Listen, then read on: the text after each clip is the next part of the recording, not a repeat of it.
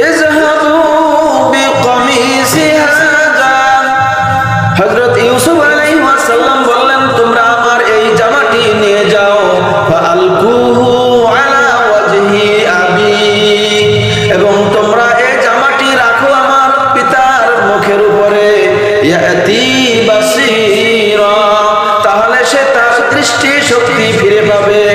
আসসালামু আলাইকুম ওয়া রাহমাতুল্লাহি ওয়া বারাকাতুহু, নাহমাদুহু ওয়া নুসাল্লি আলা রাসূলিহিল কারীম, আম্মা বাদ। আমার প্রিয় ভাইরা, পর্দার অন্তরালের মা ও বোনেরা, আজকে আপনাদের খেদমতে পবিত্র কোরআনুল কারীমের 13 পারা সূরা ইউসুফ এর 91 নং আয়াত থেকে 98 নং আয়াত পর্যন্ত সংক্ষিপ্ত আলোচনা করব ইনশাআল্লাহ।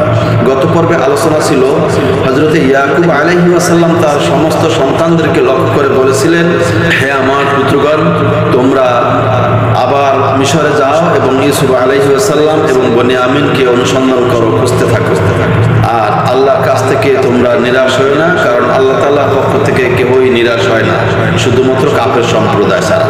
তখন তার সমস্ত সন্তানরা আজিজে মিশরের কাছে যান এবং সেখানে গিয়ে আজিজে মিশরকে বলেন যে, হে আজিজে মিশর,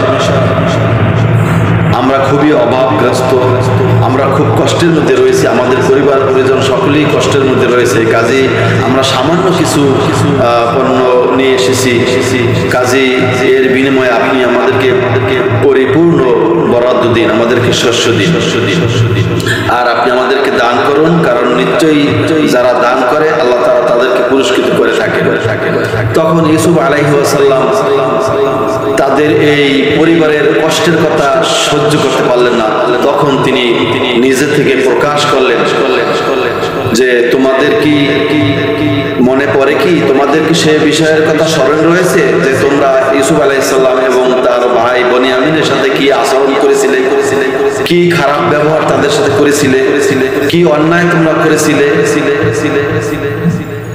যখন তোমরা অজ্ঞ ছিলে তখন ভাইদের টনক লড়ল, তারা বলল, তাহলে কি তুমি ইউসুফ?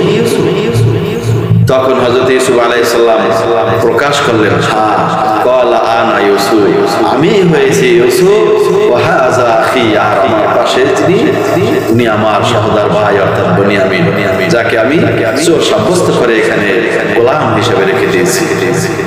কারণ আল্লাহ রাব্বুল আলামিন আমাদের প্রতি অনুগ্রহ করেছেন। বাস্তবিক যে ব্যক্তি আল্লাহকে ভয় করে, অর্থাৎ আল্লাহ গুনাহ থেকে বেঁচে থাকে এবং ধৈর্য অবলম্বন করে, আল্লাহ রাব্বুল আলামিন এমন নেককার লোকদের কর্মফলকে বিনষ্ট করে।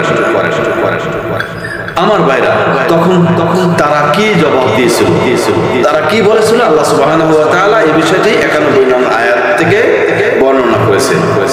ক্বালু তাল্লাহ, ইউসুফ আলাইহিস সালামের ভাইরা বলল, আল্লাহর কসম, আসারাকাল্লাহু আলাইনা, নিঃসন্দেহে আল্লাহ তাআলা আমাদের উপর তোমাকে শ্রেষ্ঠত্ব দান করেছেন, ওয়া ইন কুন্না লাখাতিইন, আর অবশ্যই আমরা অপরাধী ছিলাম।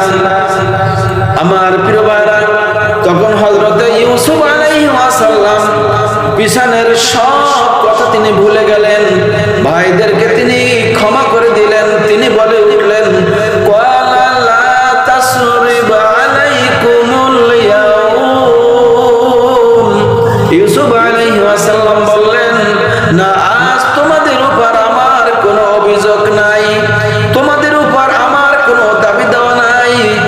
ইয়াগফিরুল্লাহু লাকুম, আল্লাহ রাব্বুল আলামিন তোমাদেরকে ক্ষমা করবেন। অর্থাৎ তোমরা যে অন্যায় অপরাধ আমার সাথে করেছিলে, যে আচরণ, অমানবিক যে আচরণ আমার সাথে তোমরা করেছিলে, এই বিষয়ে আমি সব কিছু উপেক্ষা করলাম, তোমাদের উপর আমার কোনো অভিযোগ নাই। আল্লাহ রাব্বুল আলামিন তোমাদেরকে ক্ষমা করবেন। ওয়া হুয়া আরহামুর রাহিমিন, এবং তিনি হয়েছেন শ্রেষ্ঠ দয়ালু। আমার প্রিয় ভাইরা, তখন হযরত ইউসুফ আলাইহিস সালাম সব ভাইদের সাথে কোলাকুলি করলেন, সবার সাথে কুশল বিনিময় করলেন, তারা মিলে গেলেন। আমার প্রিয় ভাইরা, পর্দার তখন হযরত ইউসুফ আলাইহিস সালাম তার জুব্বাটি তার বাবার কাছে পাঠিয়ে দিবেন, যে জুব্বাটি আল্লাহ রাব্বুল আলামিন হযরত ইব্রাহিম আলাইহিস সালামকে দিয়েছিলেন। তারপরে ইব্রাহিম আলাইহিস সালাম তার সন্তান ইসহাক আলাইহিস সালামকে দিয়েছিলেন, ইসহাক আলাইহিস সালাম তার সন্তান হযরত ইয়াকুব আলাইহিস সালামকে দিয়েছিলেন, আর ইয়াকুব আলাইহিস সালাম তার সন্তান হযরত ইউসুফ আলাইহিস সালামকে দিয়েছিলেন।